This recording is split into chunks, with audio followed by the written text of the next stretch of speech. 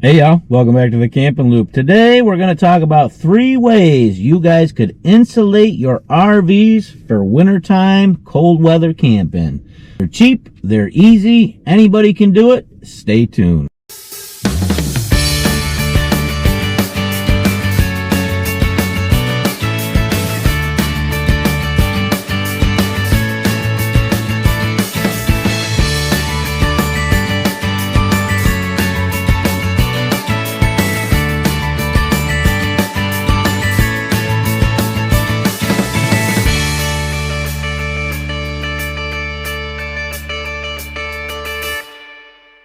Alright guys, just pulled into where we store the RV. We got some bubble wrap, we got some tape, we got some cheap foam board, and we got some pillows.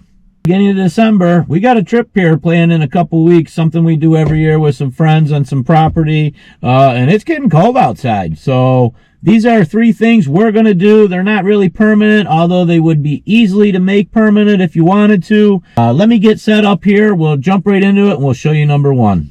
Alright guys, step number 1 inside the camper. We are going to go ahead and insulate our windows with this cheap bubble wrap.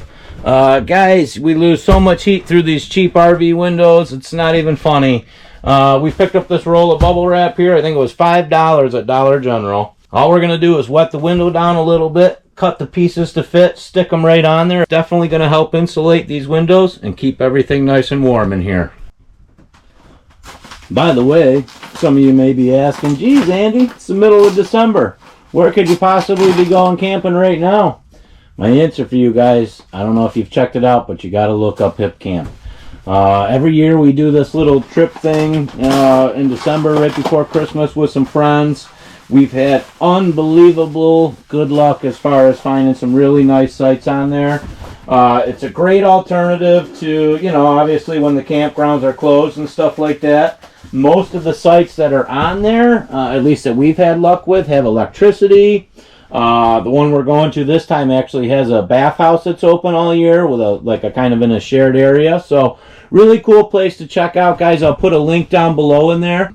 But definitely something to check out, especially if you're looking for a place to camp, or even if it's for a night or a weekend or something like that on the off season. These are really neat spots. So again, guys, this is really simple. We're not going to get too fancy here. We're just going to kind of, well, let me get this crap piece off of here. We don't want that showing on the outside of the window.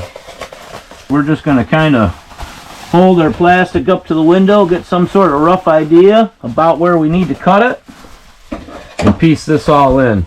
I just like to use like a spray bottle with a little bit of water in it. You don't want to use too much, but you really just kind of wet the window down, and this stuff will cling right to it perfect. Something like that. Let me get it set up. We'll get a couple windows done for you guys, and then you can see what I'm talking about.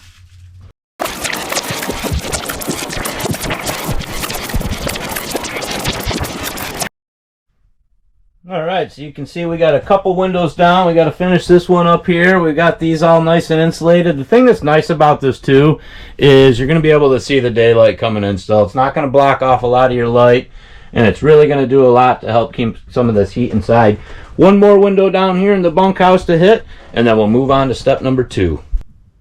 Alright guys, step number 2. We got to keep in mind all the heat we're going to be losing out of our roof vents. Really simple solution. It doesn't get much easier. We just grabbed a couple old couch pillows covered in dog hair, and we're going to go throw them up there, jam them up there. I got one here, one in the bathroom, and really all it's going to do is kind of keep any heat that you do have in the camper, inside the camper where it goes. They fit pretty good up here. You really don't have to do too much. Problem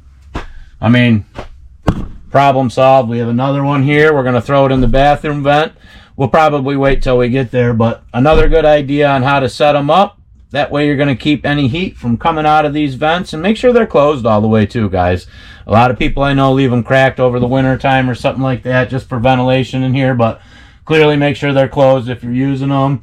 Jam some sort of pillow or cloth or even a towel, whatever you can up there. And really what this is going to do, guys, is keep the heat inside and escaping from out there. Again, it's just a cheap piece of plastic over a screen. There's not much insulation or anything like that, and we all know heat rises. So good idea. Find an old pillow, something like that, jam it up in there, and you guys will be good to go.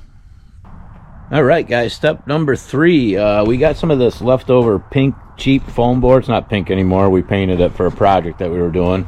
But what I'm going to do is just kind of go around and cut it to size to kind of act as skirting while we park there.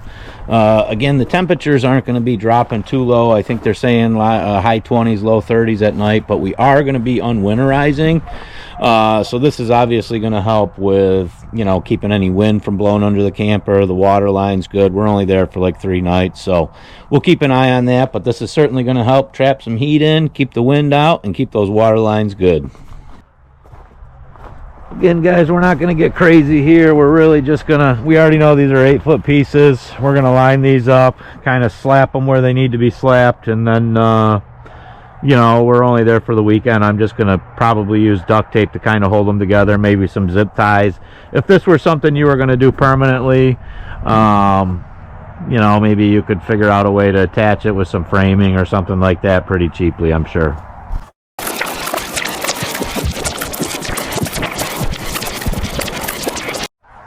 So you guys get the idea here. Again, we're just going to kind of go around and join them with duct tape. I did leave a space in between. That way I can fold everything up and store it right in the camper on the way there. We'll probably go around and use a little more firewood just to kind of secure everything around.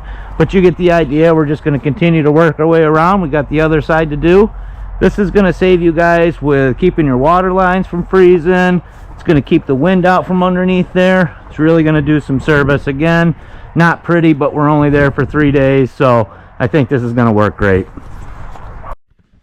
So again, guys, these are 3 easy, cheap things you can do. Anybody can do them. It's going to definitely cut down on your propane costs or your electric costs if you're hooked up somewhere.